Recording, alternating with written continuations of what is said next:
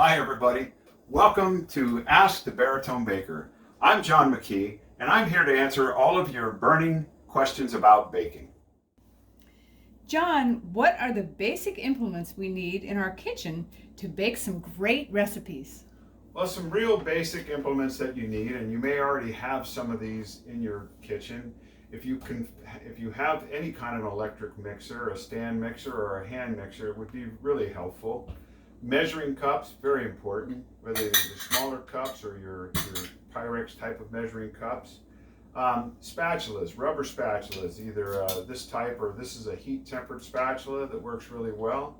A hand whisk, either wooden or plastic spoon for stirring.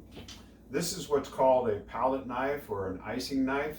I saw something recently, somebody called this a turner. So that's good to have. Measuring spoons. A cook's knife or chef's knife, a paring knife, it's good to have.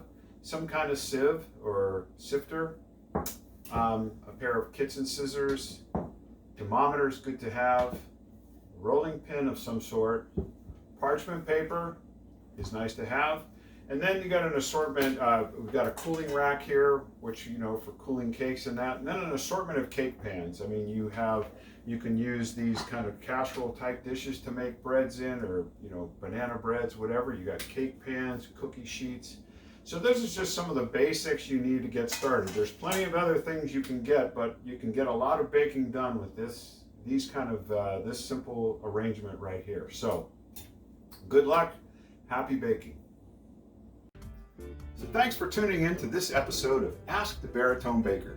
If you'd like to have your questions answered, please submit them via email to info@baritonebaker.com.